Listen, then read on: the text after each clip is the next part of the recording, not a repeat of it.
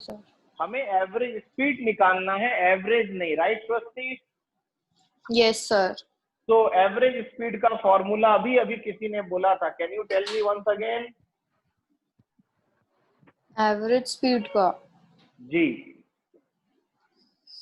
क्या बेटा? Total distance upon time. Don't say total distance travelled upon time. Upon total time taken. अब आता है क्वेश्चन कि सर किलोमीटर पर आवर तो स्पीड को रिप्रेजेंट करता है, राइट? Yes sir. और सर आपने मुझसे एवरेज स्पीड पूछा है जिसका फॉर्मूला है total distance travelled upon total time taken. Sir ना तो डिस्टेंस पता है यहाँ, ना time, right? Yes sir.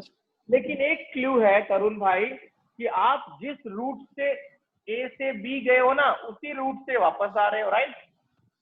Yes sir. तो मैं अगर मान लू let the distance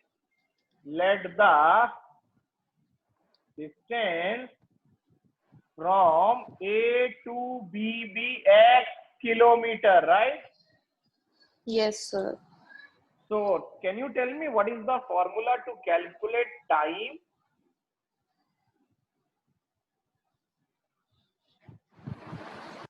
Vedanta, time का फॉर्मूला?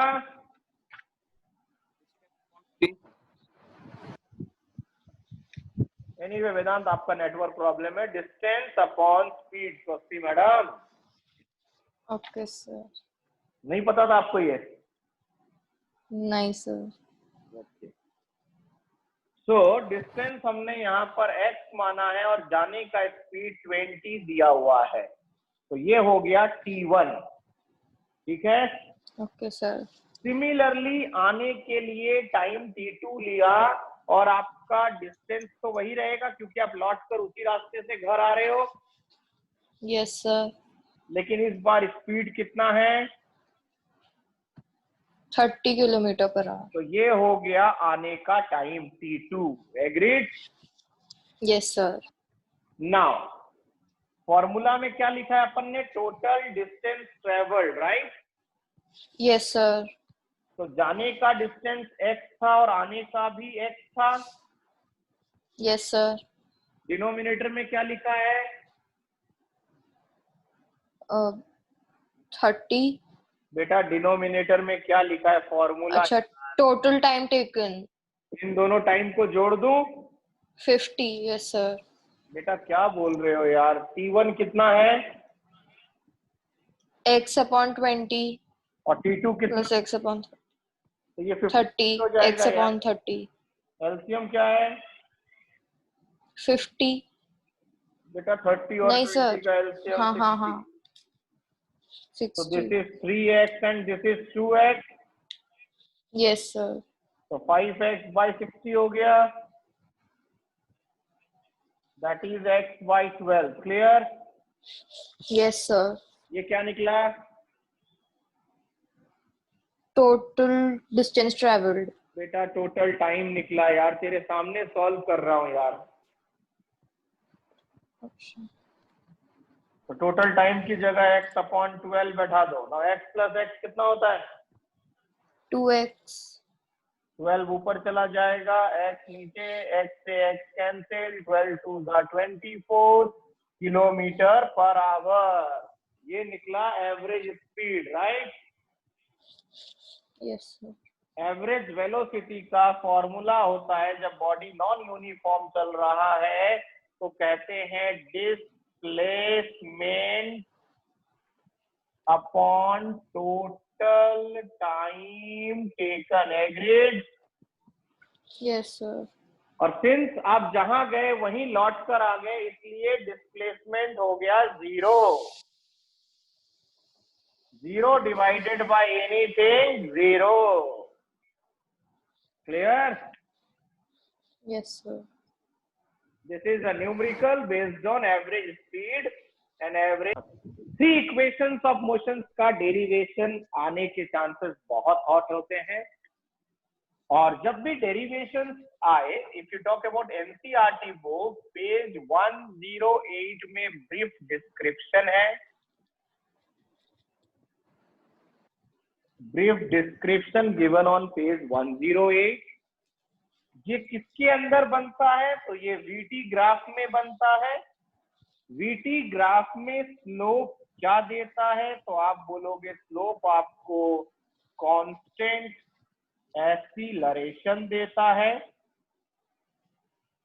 अगर पूछे कि वीटी ग्राफ का एरिया क्या देता है, इनक्लोज एरिया, जैसे यहां से सपोज करिए आप 0 सेकेंड से 5 सेकेंड तक के अंदर आपसे पूछ ले what this area enclose gives you, तो आप बोलोगे distance travelled in a particular direction देता है।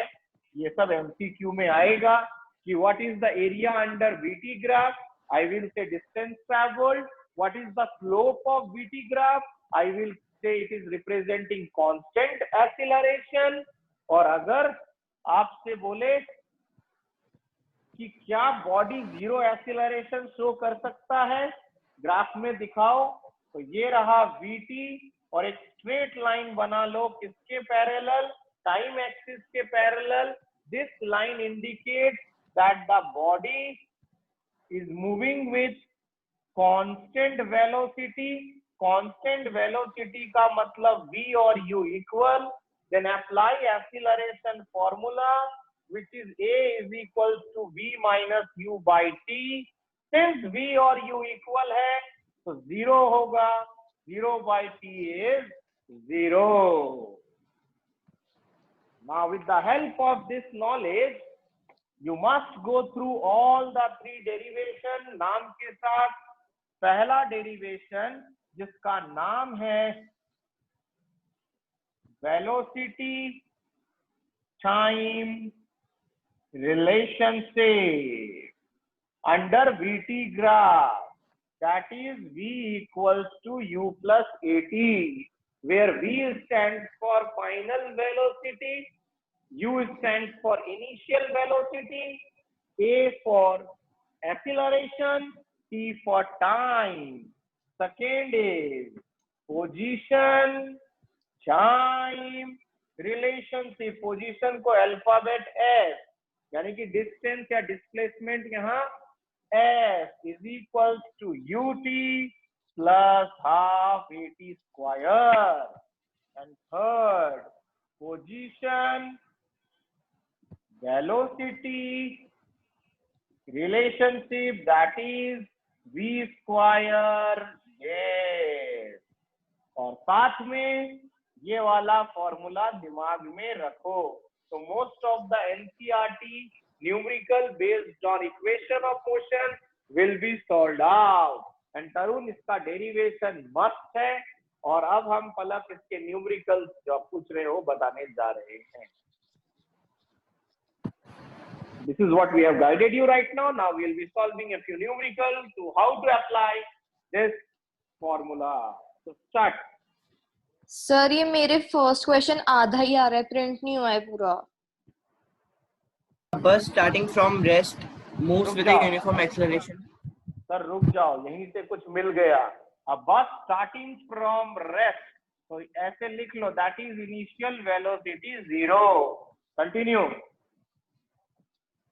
moves with a uniform acceleration of 0.1 meter per second। Sir ढंग से पढ़ो, 0.1 मीटर पर सेकेंड स्क्वायर लिखा हुआ है। for 2 minutes। तो टाइम हो गया 2 मिनट को चेंज कर दिया। find speed acquired plus distance traveled। Speed acquired यानी कि वेलोसिटी जो फाइनल बनेगा, और डिस्टेंस ट्रेवल्ड यानी कि अल्फाबेट एस। राइट। नाउ वेदांत सर, कौन सा फॉर्मूला आपको इन चारों को जोड़ेगा? v equals to u plus at। yes। इससे पलक न्यूमेरिकल आसान लगता है अगर ऐसे लिखेंगे। v की वैल्यू नहीं पता, u 0, a 0.1, time 120, math gives you v। Clear Vedant? Yes sir. Second part क्या निकालना है? डिस्टेंस। अब आपके पास दो फॉर्मूला है जो डिस्टेंस s के पास पहुंचा सकता है। अब ये आप पे है कि कौन सा लेते हो। तो मेरे पास सिंस u 0 है तो मैं ये वाला ले आ, क्योंकि 0 मल्टीप्लाइड बाय एनीथिंग 0, एक्सीलरेशन आपको दिया हुआ है और टाइम आपको 120 स्क्वायर यानी कि 120 इंटू 120। ये डेसिमल हट गया, ये गया, ये गया, and your distance is ready with 720 metre. Clear Swasti? Yes, sir.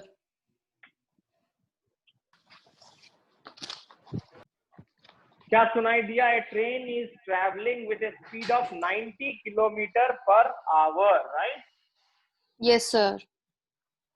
तो u हो गया 90 किलोमीटर पर आवर से मीटर पर सेकेंड जाने के लिए 5/18 से मल्टीप्लाई कर दो, तो ये हो गया Yes, sir. u।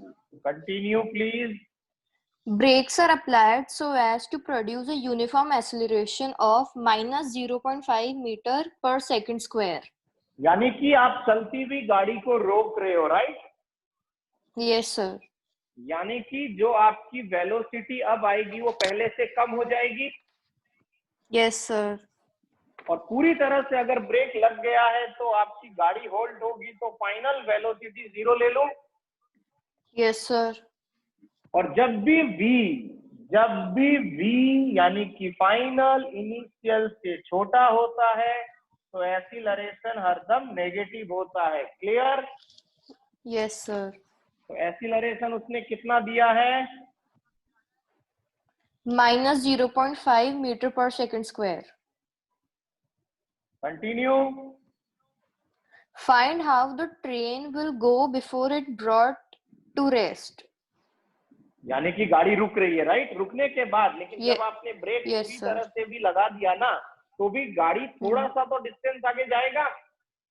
Yes, sir. तो that distance is asked. Let's alphabet S पूछ रहा है, ठीक है? Yes, sir. अब वो तीनों इक्वेशन अगर आपके सामने लिखा हुआ रहता है तो आप तुरंत सोच लोगे कि भैया ये चारों अल्फाबेट कौन सा फॉर्मूला जोड़ता है, तो आपका आंसर आएगा ये वाला, राइट? Yes, sir. v की जगह 0 है, u की जगह 25 है, एक्सीलरेशन की जगह -0.5 है, इंटू s 2 इंटू 0.51, ये 1s माइनस का इधर ले आओ तो प्लस का हो गया, 25 का स्क्वायर 625, तो s आ गया 625 metre over and out. Okay. ये वाला तो अपन ने कर लिया ना? नहीं नहीं थर्ड नहीं वाला किया। नहीं किया। Start. A trolley while going down an inclined plane has an acceleration of 2 centimeter per second square. एक ट्रॉली है जो डाउनवर्ड जा रहा है, राइट? Yes, तो sir. ऑब्वियसली अगर आपने कभी साइकिल या स्विमिंग किया हो, जब डाउन जाना होता है तो आपको आसान होता है। Yes, sir. आसान होने का मतलब आपकी वेलोसिटी पॉजिटिव रहती है, बढ़ती है, Yes, sir. इसलिए एक्सीलरेशन पॉजिटिव होगा। और कितना दिया इस बार? 2 सेंटीमीटर दिया, right? 2 centimeter per second square. लेकिन स्टैंडर्ड यूनिट एक्सीलरेशन का हरदम मीटर पर सेकेंड स्क्वायर होता है, ठीक है? Yes, sir. यानी कि मुझे सेंटीमीटर से मीटर में जाना होगा, and that is by math 2/100। Yes, sir. आगे बढ़ो। What will be the velocity 3 seconds after the start? After the start, यानी कि बॉडी रेस्ट में था। Yes, sir. जब भी बॉडी रेस्ट में होगा u 0 लेंगे। Yes, sir. टाइम कितना दिया? 3 seconds. 3 सेकेंड। और क्या पूछ रहा है? What will be the velocity पूछिए. यानी कि फाइनल पूछ रहा है, v पूछ रहा है। Yes, sir. Apply first equation of motion, right? Yes, sir. u की जगह 0 है, a की जगह 2/100 है और टाइम की जगह 3 है। Yes, sir. 2/100 को 0.02 into 3, so this is 0.06 metre per second. ये ध्यान रख लेना तरुण भाई, यूनिट्स लिखना कंपलसरी है, नहीं तो मार्क्स कटेंगे। और कुछ पूछा है थर्ड में? No, sir. Of 4 meter per second square. तो a 4 मीटर, अभी प्लस है या माइनस नहीं पता, आगे बढ़ो। What distance will it cover in 10 seconds after start? Again time भी दे दिया, आफ्टर स्टार्ट बोल दिया, तो u 0 ले लो। Yes, sir. अब अगर मेरे पास वो चारों फॉर्मूला दिमाग में, तो मुझे पता है कि यहाँ v नहीं है, तो v वाला फॉर्मूला भूल जाओ। तो we have this one. Now u 0 0 multiplied by anything gone, a 4 t 10 का square 100, so by math it is 200 meter over and out. Yes, sir. In a vertically upward direction with a Now velocity Palak of 5 madam, meter per second. स्वस्ति hold करो। Whenever the thing is thrown against gravity, तो कहीं ना कहीं रुकेगा वो और फिर नीचे आएगा, राइट स्वस्ति?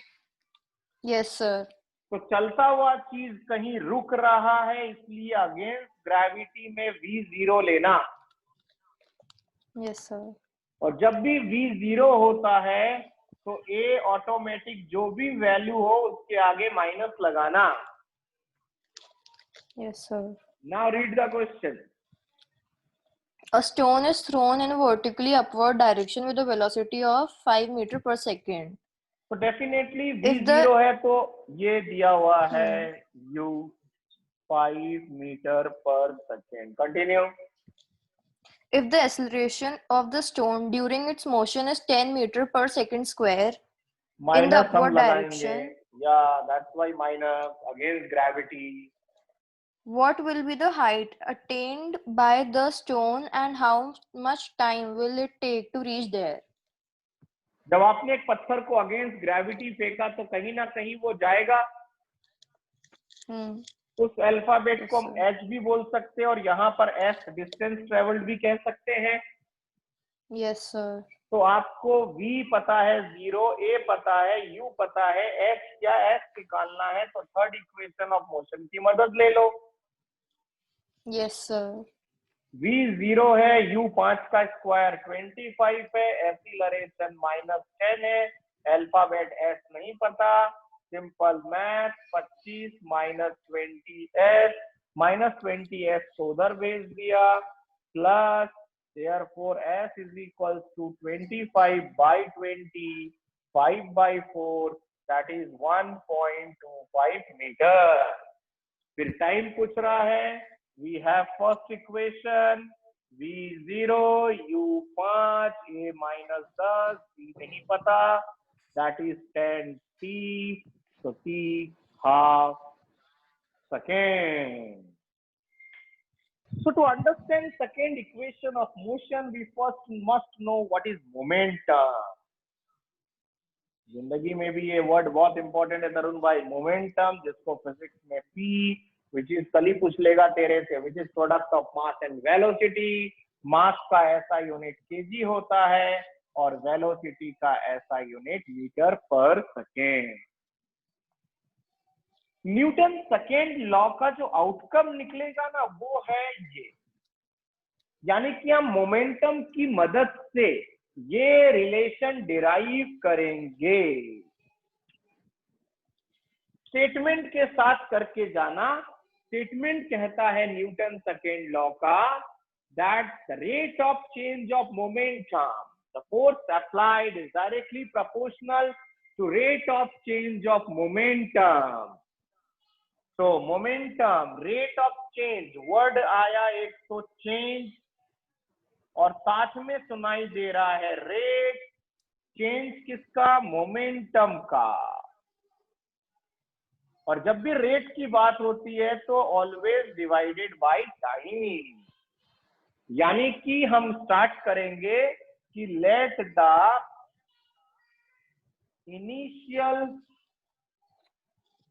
मोमेंटम बी P1 और ब्रैकेट में लिख देंगे that is m into u for initial, and the final momentum that is P2mv। Word change आया तो चेंज मीन्स ऑब्वियसली बड़ा, यहाँ पर v को हम बड़ा ही मान रहे हैं, फाइनल ज्यादा अगर तो I will say mv minus mu। So क्या कह रहा है Newton second law, that force applied is directly proportional to change in momentum upon time taken rate. Now P2 की जगह हम mv लिख रहे हैं, mu लिख रहे हैं अपॉन t,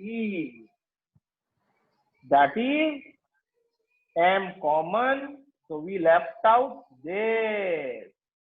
जब भी डेरिवेशन करो टीचर को बता देना that why you have written a, because a is v minus u by t। ये ब्रैकेट में हम लिख देंगे, हम ब्रैकेट में ये बता देंगे टीचर को।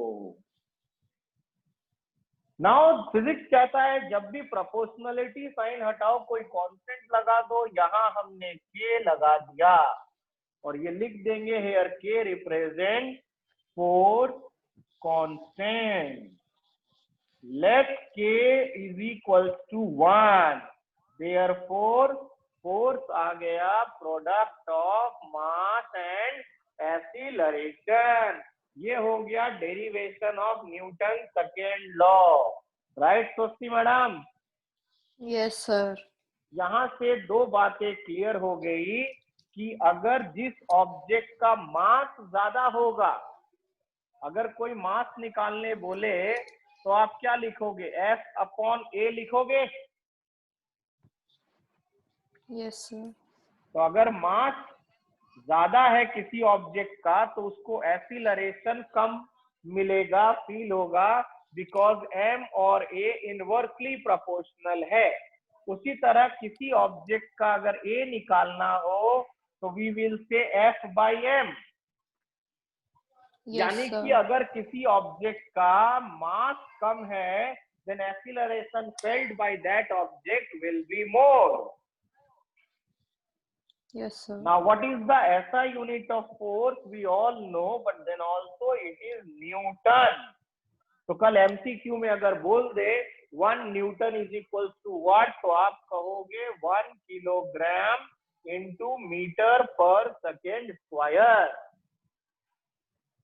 और अगर पूछे what is another unit of force तो आप कहोगे that is DYNE dyne, and 1 Newton is equals to 10 raised to the power, you can derive right now, derive कर लो।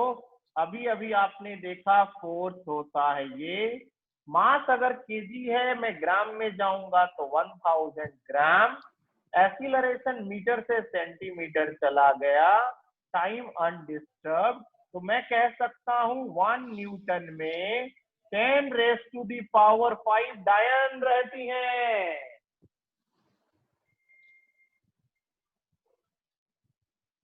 ये आपको पूरा डेरिवेशन वापस से हमने एक्सप्लेन करा। यहां से आपके पास गिव रीजंस भी बन